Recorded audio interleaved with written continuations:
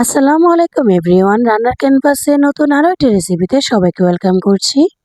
আজকে তৈরি করে দেখাবো ডিম আর দুধের মেজারমেন্ট ঠিক রেখে পুডিং রেসিপি। যাদের পুডিং মোল্ড আউট করতে গেলে ভেঙে যায় বা একদম পারফেক্টলি হয় না, আজকে তারা যদি এই ভিডিওটা A to Z দেখেন তাহলে কিন্তু আর কখনোই পুডিং বানাতে ভুল হবে না। চলুন তাহলে কথা না বাড়িয়ে আমরা মূল রেসিপিতে ফিরে যাই। পুডিংটা তৈরি করার জন্য আগে আমরা এখানে ক্যারামেলটা তৈরি করে নেব।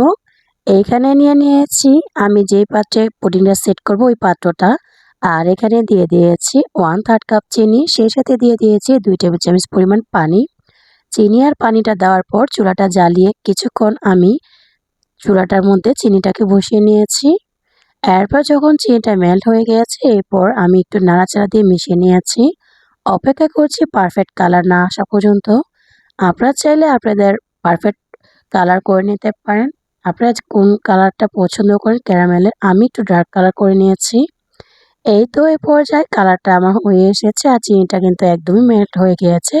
এই পর্যায়ে ক্যারামেলটা একদমই রেডি। আমি এখন চুলা থেকে নামিয়ে নিয়েছি। ক্যারামেলের বাটিটা একটা স্থানে রেখে এখন চলে গেলাম ডিমের মিশ্রণটা তৈরি করার জন্য। এখানে আমি নিয়ে নিয়েছি 4টা ডিম। আর আমি যখন ডিমটা ভেঙেছিলাম সেখানে একটা ডিমের ভিতরে 2টা কুসুম ছিল। খুব সুন্দর একটা জিনিস, তাই না?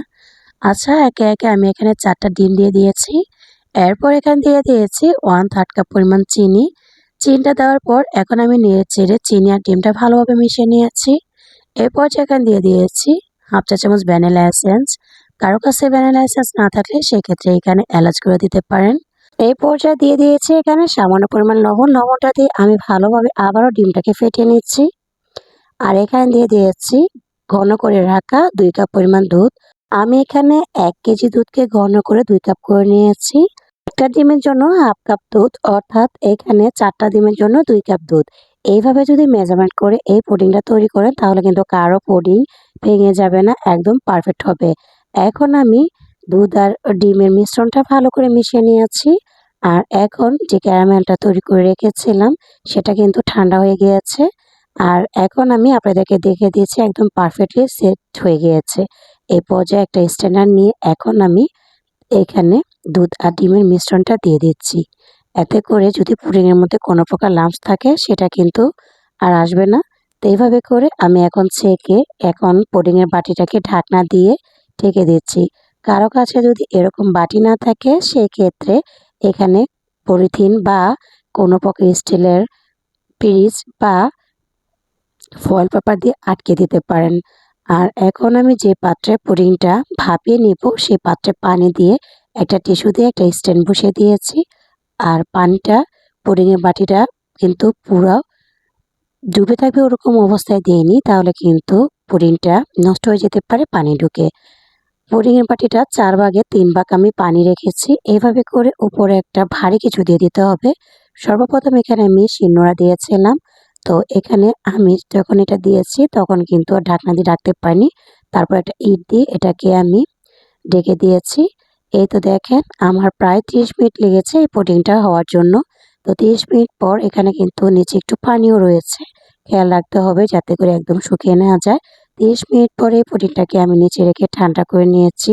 তারপর হচ্ছে আমি ফ্রিজে আধা ঘন্টার মতো রেখেছিলাম। যেহেতু আমার বাচ্চারা পুডিং খাওয়ার জন্য অনেক বায়না করছিল, এজন্য আমি তাড়াহুড়া করে পুডিংটাকে সাইড থেকে ছাড়িয়ে মোল্ড আউট করে নিচ্ছি। এইভাবে করে কিন্তু খুব পারফেক্টভাবে আপনারা সবসময় বাসায় ঝটপট পুডিংটা তৈরি করে নিতে পারবেন। এই তো দেখেন পুডিংটা কিন্তু খুব সুন্দর হয়েছে, ভেঙে যায়নি।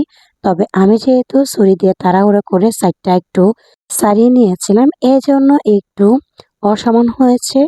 তাছাড়া পুডিংটা কিন্তু ভিতরটা একদমই স্মুথ ছিল আর খুবই সুন্দর হয়েছে। আর খেতে তো মাশাআল্লাহ অনেক বেশি ইয়াম্মি হয়েছে।